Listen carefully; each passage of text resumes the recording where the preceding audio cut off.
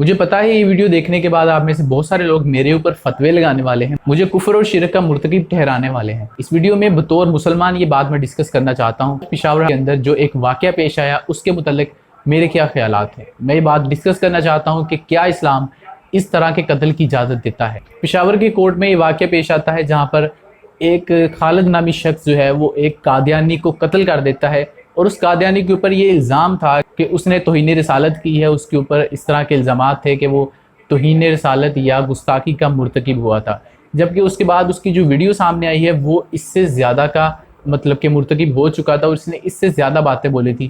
اس نے اپنے آپ کو نعوذ باللہ اپنے آپ کو ایک پیغمبر کے طور پر پیش کیا تھا کہ اس صدی کا مجدد میں ہوں۔ وہ قادیانی عدالت میں جج کے سامنے موجود تھا، جبکہ وہاں پر موجود ایک خالد نامی شخص نے اس قادیانی کو جج کے سامنے قتل کر دیا، جج کے سامنے اس کو گولی مار دی۔ سب سے پہلے تو اس عدالت کی جو سیکیورٹی ہے اس کے اوپر یہ سوالات اٹھتے ہیں کہ وہ آدمی کس طرح سے اپنے ساتھ ایک گن کیری کر سکتا ہے اور اس کو عدالت تک لے کے جا سکتا ہے۔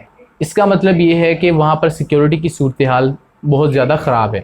کوئی بھی شخص جو ہے وہ اس طرح کر سکتا ہے کہ اگر اس کے ساتھ کسی کے ساتھ کوئی مقدمہ ہے تو وہ عدالت میں گن لے کے جا سکتا ہے، اس کو کوئی روکنے والا نہیں ہے۔ اس قتل کے بعد پاکستان کے سوشل میڈیا کے اوپر دو طرح کے ٹرینڈز چل رہے ہیں، دو طرح کے لوگوں کے موقف ہیں۔ پہلا موقف وہ ہے جو کہ مولویوں کا موقف ہے۔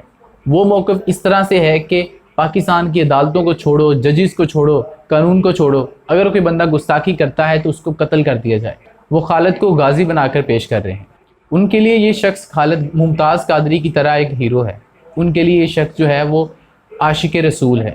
جبکہ دوسری طرف ایک ایسا طبقہ ہے جو کہ اپنے آپ کو انٹلیکچوئل کہتا ہے، جو کہ اپنے آپ کو پڑھا لکھا کہتا ہے۔ یہ وہ طبقہ ہے جو کہ بظاہر مولویوں سے بہت زیادہ اٹریکٹ ہوتا نظر نہیں آتا، یہ طبقہ مولویوں کے خلاف نظر آتا ہے۔ اس طبقے کے اوپر امریکن لابی کا الزام لگتا ہے، اس طبقے کے اوپر یہ الزام لگایا جاتا ہے مولویوں کے سپورٹرز کی طرف سے کہ یہ سارے لوگ وہ ہیں جو کہ شاید نعوذ باللہ معاذ اللہ ختم نبوت کے قانون کے خلاف ہیں، یا شاید یہ ان کے اندر ایمان نام کی کوئی چیز نہیں ہے۔ لیکن حقیقت یہ ہے کہ یہ وہ لوگ ہیں جو کہ یہ بات کہتے ہیں کہ اگر کوئی بندہ گستاخی کرتا ہے تو اس کی سزا اسلام کے مطابق ہی ہونی چاہیے، اس کی سزا قتل یا پھانسی ہی ہونی چاہیے، اس کا سر جو ہے وہ تن سے جدا کر دینا چاہیے۔ لیکن ان کے ساتھ وہ یہ بات کہتے نظر آتے ہیں کہ کسی بندے کو اس بات کا حق نہیں ہے کہ وہ ان کو سزا سنائے۔ یہ عدالت کا کام ہے، یہ قانون کا کام ہے، یہ جج کا کام ہے کہ اس کو پھانسی کی سزا سنائے اگر اس کے اوپر توہین رسالت ثابت ہو جاتی ہے۔ اب یہ دو پوائنٹ آف ویو ہے جو کہ سوشل میڈیا کے اوپر چل رہے ہیں، یہ ہمارے معاشرے کے بھی دو پوائنٹ آف ویو ہیں۔ ایک جو مولوی طبقہ ہے ان کا پوائنٹ آف ویو یہ ہے کہ اگر کسی نے گستاخی کی ہے اور مجھے پتہ چل جاتا ہے تو میں جا کر اس کو قتل کر سکتا ہوں، میں کسی جج صاحب کے پاس نہیں جانا چاہتا، میں کسی بھی قانون کو اپنے لیے اختیار نہیں کرنا چاہتا، بلکہ میں جا کر عشق رسول میں اس کو قتل کر دوں گا۔ جبکہ دوسرا طبقہ ہے وہ یہ کہتا ہے کہ آپ کی بات ٹھیک ہے، اس کا قتل ہی ہونا چاہیے، لیکن وہ قتل عدالتیں کریں گی نہ کہ آپ کریں گے۔ میں آپ کو تھوڑا سا ماضی کے اندر لے کر جانا چاہتا ہوں۔ مشال خان ایک نوجوان یونیورسٹی کا اسٹوڈنٹ جس کو قتل کر دیا گیا تھا، اور اس کے اوپر بھی اسی طرح کے الزامات تھے۔ ایک گروہ، ایک جتھے نے اس کو قتل کر دیا تھا اور اس کو بھی قادیانی اور پتہ نہیں کیا کیا کہہ دیا تھا۔ اور اس کے بعد جب وہ قتل ہو گیا تو ان تمام لوگوں کو جب گرفتار کر لیا گیا تو ان سے پوچھا گیا کہ آپ کو کس نے بتایا تھا کہ مشال خان نے کوئی گستاخی کی ہے؟ تو اس کے اوپر ان کا جواب یہ تھا کہ جی میں نے ان سے سنا ہے۔ اگلے بندے سے پوچھا گیا، اس نے کہا میں نے اس سے سنا ہے۔ تو اس سنی سنائی باتوں کے اوپر اس نوجوان کو قتل کر دیا گیا، جو کہ بعد میں گستاخی بھی ثابت نہیں ہو سکی۔ اسی طرح ایک اور واقعہ پیش آیا تھا، اس میں ایک مسیحی جوڑے کو اسی طرح توہین رسالت کے جرم کا مرتکب ٹھہرا کر ان کو زندہ آگ میں جلا دیا گیا، اور اس کے بعد جب تحقیقات وغیرہ ہوئی تو اس میں یہ بات سامنے آئی کہ ان لوگوں نے بھی گستاخی نہیں کی تھی۔ اس کے بعد تیسرا واقعہ آپ دیکھیں آسیہ بی بی کا ہے، جس کے پیچھے کتنے قتل ہو چکے ہیں۔ آپ دیکھیں کہ آسیہ بی بی کے اوپر جو کیس چلا اس میں بھی یہی سین تھا کہ توہین رسالت کا اس کے اوپر مقدمہ بنایا گیا تھا۔ اگر ہم آسیہ بی بی کیس کی بیک گراؤنڈ کو دیکھیں تو اس میں یہ تھا کہ ایک جگہ پر عورتیں جو ہے وہ کام کر رہی تھی، تو وہاں پر ایک یہ جو آسیہ بی بی مسیحی خاتون ہے یہ بھی کام کر رہی تھی، وہاں پر پینے کے لیے پانی رکھا گیا تھا، تو آسیہ بی بی نے وہ پانی وہاں سے پی لیا، جس کے اوپر وہاں پر یہ جھگڑا ہو گیا اور ان لوگوں نے کہا کہ جی آپ اس پانی کو نہیں پی سکتے، یہ مسلمان پی سکتے ہیں۔ آسیہ بی بی نے بھی کوئی بات کہی ہوگی تو اس کے اوپر وہاں کی جو خواتین تھی انہوں نے کہا کہ آسیہ بی بی نے توہین رسالت کی ہے۔ اس کے بعد وہ مسلمان خواتین اور وہاں کے جو گاؤں کے اور لوگ تھے وہ اس کیس کو उस गांव के मौलवी साहब के पास लेके, और वो मौलवी साहब जो है उन्होंने जी इसके ऊपर फतवा लगा दिया ये आसिया बीबी जो है ये वाजिबुल कत्ल है। और उसके बाद केस चलता गया, सेशन अदालत में गया, हाई कोर्ट में गया, और उसके बाद सुप्रीम कोर्ट तक चला गया।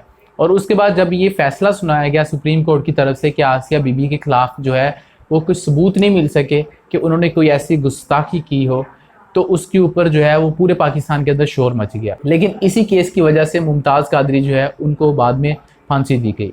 इसी केस की वजह से पंजाब के गवर्नर सरमान तसीर को कत्ल किया गया। इन सारी बातों का मतलब ये है कि ये जो मौलवी तबका है ये लोगों को गुमराह कर रहा है।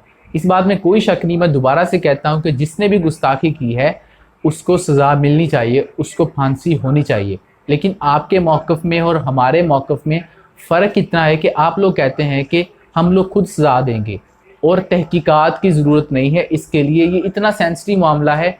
ये लोग कहते हैं मौलवी तबका कि अगर किसी के ऊपर गुस्ताखी का इल्ज़ाम है तो तहकीकात की ज़रूरत नहीं है, आप जाएं और उसको कत्ल कर दें।